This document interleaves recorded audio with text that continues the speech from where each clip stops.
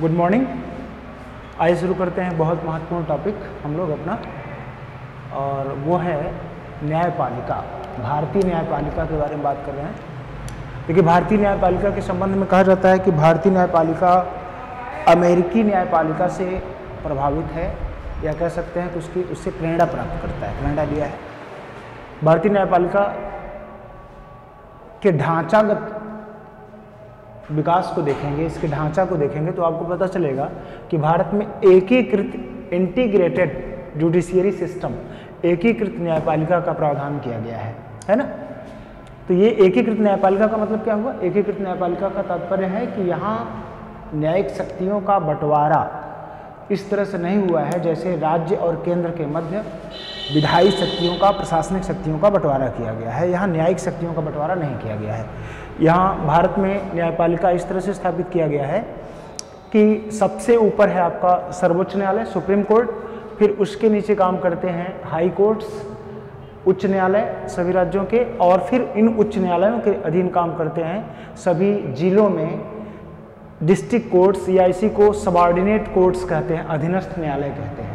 ठीक है, इसमें किसी का बंटवारा नहीं हुआ है। जब आप यहाँ कोई मुकदमा करते हैं, वहाँ मुकदमे में हारते या जीतते हैं तो उसको चुनौती जब देना होता है तो आप उसे हाई कोर्ट में चुनौती दे सकते हैं। हाई कोर्ट में चुनौती देने के बाद, यहाँ से हारने जीतने के बाद जो पक्ष जाना चाहता है, हारने वाला पक्ष, तो सुप्रीम कोर्ट में जा सकता है। यहाँ पे न्यायिक शक्तियों का विभाजन केंद्र और राज्यों के मध्य नहीं किया गया है, एकीकृत है। इसीलिए कहा जाता है कि भारत में एकीकृत न्यायपालिका का प्रावधान किया गया है। अब जब आपने देखा कि भारत में एकीकृत न्यायपालिका का प्रावधान किया गया है तो सर्वोच्च स्तर पे कौन है?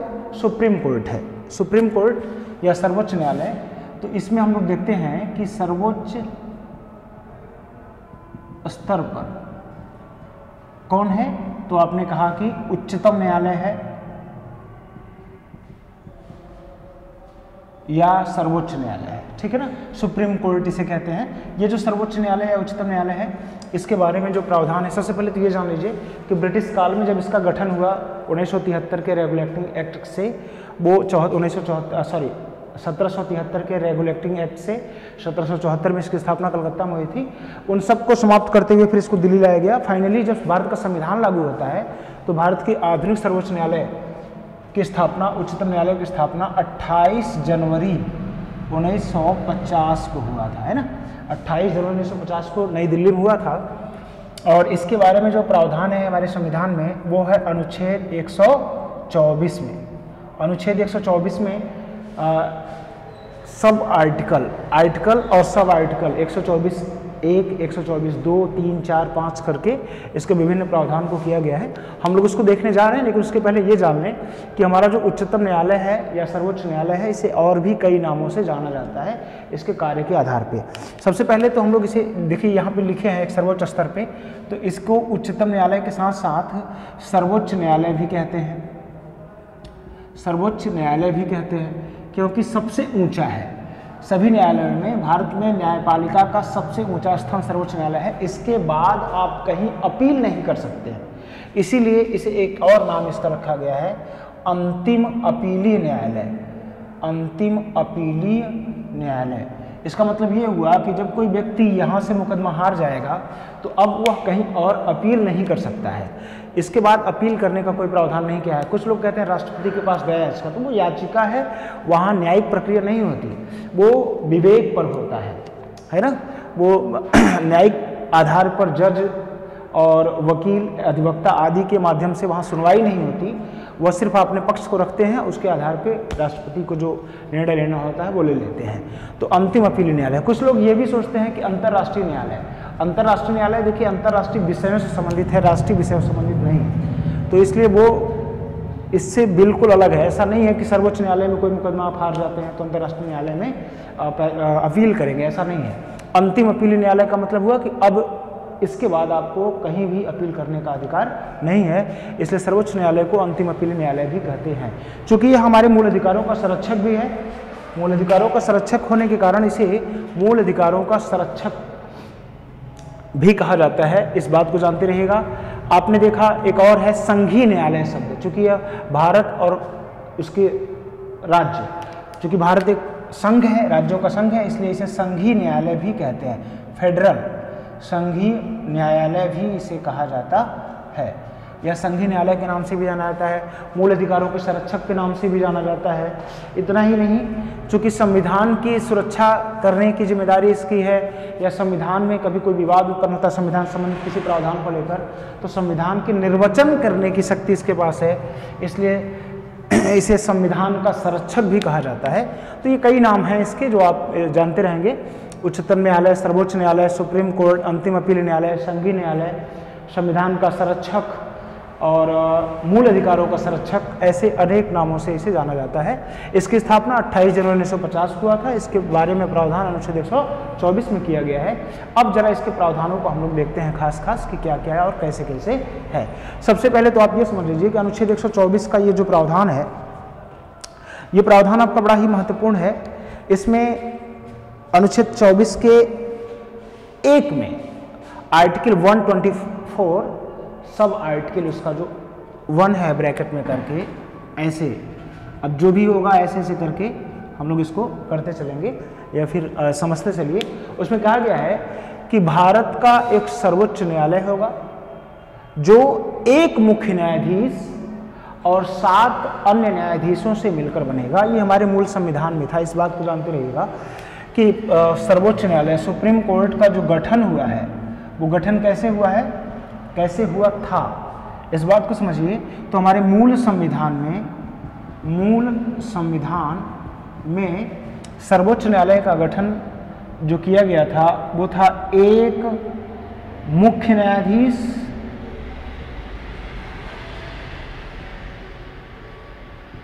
और 7 अन्य न्यायाधीश से मिलकर होगा। यहाँ ध्यान देने वाली बात यह है कि ये जो एक मुख्य न्यायाधीश है ये तो रहना ही रहना है, इसके अलावा जो 7 अन्य न्यायाधीश हैं इनकी संख्या कितनी होगी यह निश्चित करने का अधिकार संसद को दिया गया है। तो संसद ने अपने इस अधिकार का प्रयोग करने के लिए एक अधिनियम पारित किया था 1956 में, उसे कहते हैं सर्वोच्च न्यायालय न्यायाधीशों की संख्या अधिनियम 1956। इस अधिकार की पूर्ति के लिए ध्यान दीजिएगा, इस 7 अन्य कितने होंगे इसके लिए यह शक्ति किसके पास है, संसद के पास है। और अपने इसी शक्ति का प्रयोग करके उसने सर्वोच्च न्यायालय सुप्रीम कोर्ट न्यायाधीशों की संख्या अधिनियम 1956 पारित किया और इसी में संशोधन कर करके लगातार समय समय पर न्यायाधीशों की संख्या बढ़ाया जाता रहा है। वर्तमान में इसी में संशोधन किया गया 2019 में इसमें संशोधन कर दिया गया और अब हो गया सर्वोच्च न्यायालय न्यायाधीशों की संख्या संशोधन अधिनियम 2019 और इसके माध्यम से यहाँ जो 7 अन्य न्यायाधीश थे अब यहाँ पर कर दिया गया है 33 अन्य न्यायाधीश। कितने? 33 अन्य न्यायाधीश हो गया है। तो इसका मतलब हो गया कि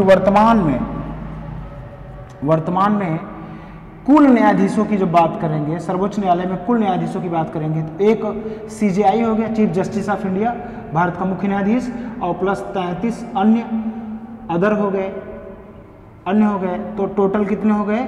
34। तो यदि आपसे पूछा जाए कि वर्तमान में सर्वोच्च न्यायालय में कुल न्यायाधीशों की संख्या कितनी है तो क्या बताएंगे? 34 है। ध्यान दीजिए, कुल न्यायाधीशों की संख्या 34 है। सिर्फ ये पूछा जाए कि वर्तमान में सर्वोच्च न्यायालय में न्यायाधीशों की संख्या कितनी है? 33 है और मुख्य न्यायाधीश एक सहित कुल 34। या कभी कभी आपसे ऐसे पूछा जा सकता है कि सर्वोच्च न्यायालय में कुल अधिकतम न्यायाधीशों की संख्या कितनी? तो अधिकतम 34 हो सकते हैं, जिसमें CJI प्लस अन्य को मिलाकर हो सकते हैं। ये 2019 में संशोधन करके इसका प्रावधान किया गया है। आपसे यह भी पूछा गया है कि भारत के संविधान में, मूल संविधान में सर्वोच्च न्यायालय में कुल जजों की संख्या कितनी थी? 8, लेकिन न्यायाधीशों की संख्या कितनी थी? 7। तो आपसे ऐसे पूछा गया है कि एक मुख्य न्यायाधीश और 7 अन्य न्यायाधीश करके विकल्प में दिया गया है। तो कुल 8 हो जाएंगे, अन्य में 7 हो जाएंगे, एक मुख्य सहित। इस तरह से आपको मूल संविधान में था, जब संविधान या मूल संविधान का मतलब 26 जनवरी 1950 को लागू संविधान, उस समय ये प्रावधान था। समय समय पर इसमें संशोधन होता रहा और वर्तमान में 2019 में संशोधन करके इसकी संख्या ये कर दी गई है। तो ये तो हमारे सर्वोच्च न्यायालय के गठन की बात हो गई कि हमारा सर्वोच्च न्यायालय कैसे गठित होता है। तो कहेंगे एक मुख्य न्यायाधीश और 33 अन्य न्यायाधीशों से मिलकर, अर्थात कुल 34 न्यायाधीशों से मिलकर इसका गठन होता है। अब ये जो न्यायाधीश हैं, इन न्यायाधीशों के गठन की बात तो हो गई। अब इन न्यायाधीशों की नियुक्ति, इनकी योग्यता, इनका कार्यकाल, इन सब चीज़ों के बारे में बात करते हैं। और आइए देखते हैं आगे, इसको मिटाते हैं।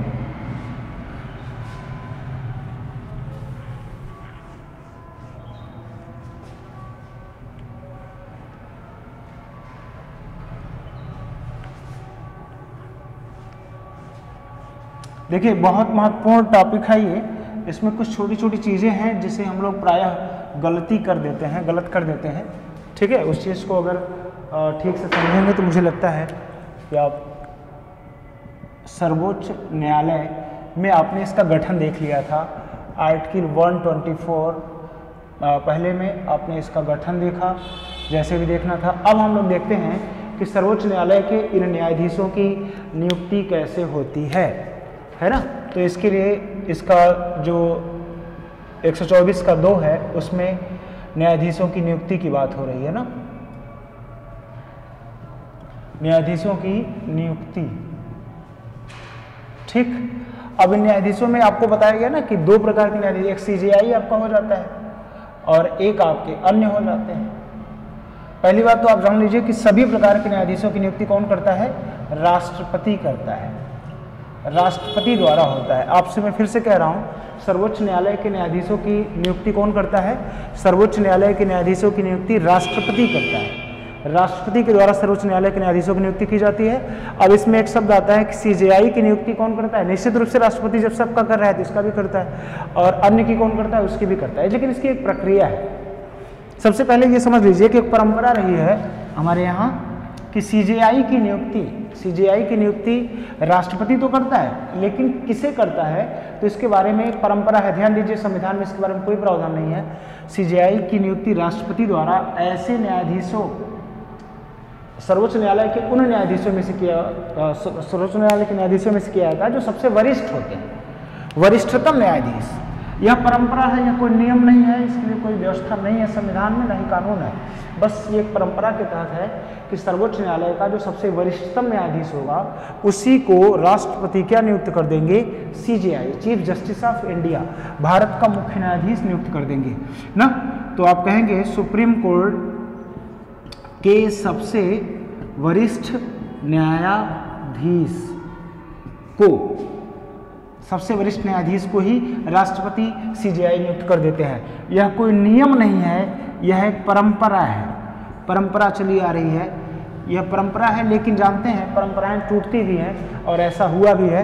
किसी समय हम लोग बात करेंगे इसमें कि इंदिरा गांधी जी के समय में कैसे वरिष्ठता को नज़रअंदाज करते हुए कनिष्ठ न्यायाधीश को नियुक्त कर दिया गया था सीजेआई, जिसकी वजह से तीनों वरिष्ठ न्यायाधीशों ने त्यागपत्र दे दिया था और संकट उत्पन्न हो जाते हैं ऐसे बीच बीच में। तो ऐसा 2 बार हो चुका है कि वरिष्ठता के आधार का उल्लंघन किया गया और कनिष्ठ को सीजेआई नियुक्त कर दिया गया था राष्ट्रपति के द्वारा। तो फिलहाल उसको देखा जाएगा किसी टॉपिक में।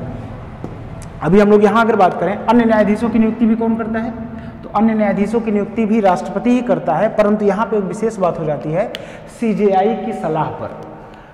ये एक विवाद का भी विषय है कि राष्ट्रपति सीजेआई की सलाह से क्यों काम करेगा, जबकि संविधान कहता है कि राष्ट्रपति मंत्रिपरिषद के सलाह पर काम करेगा। फिलहाल वो दूसरी बात है। राष्ट्रपति सीजेआई के सलाह के साथ ही अन्य न्यायाधीशों को नियुक्त कर सकता है, अन्यथा नहीं। शुरुआत में इस पर विवाद हुआ और मुकदमे में कई वाद आए, तो एक वाद में निश्चित किया गया कि राष्ट्रपति बिना सीजेआई के सलाह के अन्य न्यायाधीशों की नियुक्ति नहीं कर सकता।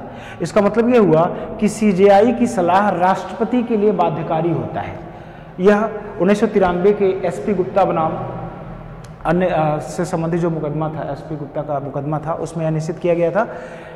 तो ये निश्चित हो गया कि राष्ट्रपति सीजेआई के सलाह के बिना अन्य न्यायाधीशों की नियुक्ति नहीं कर सकता। इसी कारण से कार्यपालिका और न्यायपालिका के मध्य विवाद उत्पन्न होता रहा है। अब अन्य न्यायाधीशों में जो सीजेआई की सलाह है वो मायने रखती है, लेकिन सीजेआई भी राष्ट्रपति को सलाह देने से पहले सर्वोच्च न्यायालय के वरिष्ठतम न्यायाधीशों से परामर्श करता है। कम से कम चार वरिष्ठतम न्यायाधीशों से परामर्श करके ही सीजेआई राष्ट्रपति को सलाह देता है कि किस न्यायाधीश को सर्वोच्च न्यायालय में न्यायाधीश के रूप में नियुक्त किया जाए। यही जो 4 जजों का समूह है और सर्वोच्च न्यायालय का सीजेआई इनसे परामर्श करता है, यह पूरा सिस्टम ही कोलेजियम सिस्टम कहलाता है, कोलेजियम प्रणाली कहलाता है। अर्थात यदि आपसे पूछा जाए कि न्यायाधीशों की नियुक्ति में कौन सी प्रणाली का प्रयोग किया जाता है, तो आप कहेंगे कि कोलेजियम प्रणाली का प्रयोग किया जाता है। कोलेजियम सिस्टम के माध्यम से सर्वोच्च न्यायालय में न्यायाधीशों की नियुक्ति राष्ट्रपति करता है। ये कोलेजियम सिस्टम क्या है? सीजेआई अन्य न्यायाधीशों से जो परामर्श करता है, 4 अन्य वरिष्ठतम न्यायाधीशों से, और उसके परामर्श के बाद ही वह राष्ट्रपति को परामर्श देता है। यहाँ एक खास बात जरूरी है, माना जाता है कि यदि सीजेआई ने अन्य न्यायाधीशों की नियुक्ति के लिए जो कोलेजियम सिस्टम का परामर्श है, 4 अन्य वरिष्ठतम न्यायाधीशों से परामर्श लिए बिना ही राष्ट्रपति को सलाह दे दिया, तो राष्ट्रपति ऐसे सलाह को मानने के लिए बाध्य नहीं है। ये बड़ा महत्वपूर्ण हो जाता है, इस चीज़ को आपको जानते रहना होगा। तो ये आपका हो गया कि यहाँ पर कहेंगे अन्य की नियुक्ति भी राष्ट्रपति करता है, लेकिन सीजेआई से सलाह के बाद करता है। सीजेआई से सलाह के बाद करता है। सीजेआई क्या करेगा? सीजेआई भी सलाह लेता है 4 एससी के 4 वरिष्ठतम न्यायाधीशों से परामर्श करके ही सलाह देता है। इस बात को समझिएगा, 4 वरिष्ठतम न्यायाधीशों से परामर्श करता है और उसके परामर्श के बाद ही सीजेआई राष्ट्रपति को परामर्श देता है। फिर राष्ट्रपति उन जजों को जिनके लिए परामर्श दिया गया है उनको सुप्रीम कोर्ट में न्यायाधीश के रूप में नियुक्त कर दिया जाता है। तो इस प्रक्रिया को कहते हैं कोलेजियम सिस्टम या कोलेजियम प्रणाली। यह प्रणाली आपका हो जाता है कोलेजियम प्रणाली। अभी हाल में आप जानते हैं वर्तमान सरकार ने इसमें एनजेएसी 2014 में आते ही इसमें संशोधन कर दिया गया था, लेकिन सर्वोच्च न्यायालय ने इसे पुनः रद्द कर दिया और अब कोलेजियम सिस्टम चल ही रहा है ना। ये जो आपका कोलेजियम सिस्टम है ये चल रहा है और इसी आधार पर जजों की नियुक्ति की जा रही है। तो आपने देख लिया कि जजों की नियुक्ति कौन करता है? राष्ट्रपति करता है। अब देखते हैं कि इनका कार्यकाल क्या होता है। इनका कार्यकाल अगर देखें, सर्वोच्च न्यायालय के न्यायाधीशों का कार्यकाल देखें तो इनका कार्यकाल है 65 वर्ष। ये 65 वर्ष तक अपने पद पर बने रहते हैं। सर्वोच्च न्यायालय के न्यायाधीशों का कार्यकाल 65 वर्ष है। ये 65 वर्ष तक अपने पद पर बने रह सकते हैं, लेकिन यदि इससे पहले ये त्यागपत्र देना चाहते हैं तो ये त्यागपत्र राष्ट्रपति को संबोधित कर सकते हैं, राष्ट्रपति को अपना त्यागपत्र दे सकते हैं। इसके अलावा क्या इन्हें इसके पहले नहीं हटाया जा सकता? तो इसके पहले हटाने के लिए भी प्रावधान किया गया है अनुच्छेद 124 के 4 में, है ना। तो यहाँ पे सुप्रीम कोर्ट के जजों को, न्यायाधीशों को ना कार्यकाल पूरा होने से पूर्व हटाने की प्रक्रिया का प्रावधान है।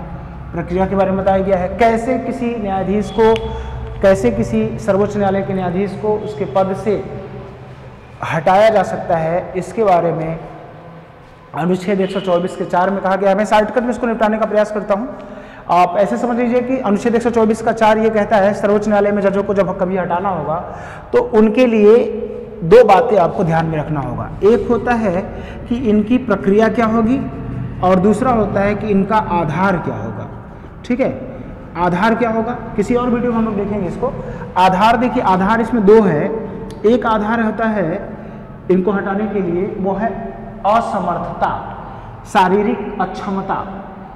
सर्वोच्च न्यायालय के किसी न्यायाधीश को शारीरिक अक्षमता के आधार पर, या दूसरा आधार है वो आधार है आपका साबित कदाचार, है ना, मिसबिहेव जिसे कहते हैं, प्रूव्ड मिसबिहेव, साबित कदाचार के आधार पर हटाया जा सकता है। लेकिन हटाने के लिए प्रक्रिया चलाई जाती है, वो संसद में चलाई जाती है। संसद में यह प्रक्रिया चलाकर सर्वोच्च न्यायालय के न्यायाधीशों को हटाया जा सकता है। इसके लिए 2/3 बहुमत, विशेष बहुमत का सहारा लिया जाता है। लेकिन सदन में, किसी भी सदन में, अब ठीक है, आज के लिए बस इतना रखते हैं, एक दिन इसकी वीडियो अलग से बनाते हैं। Thank you.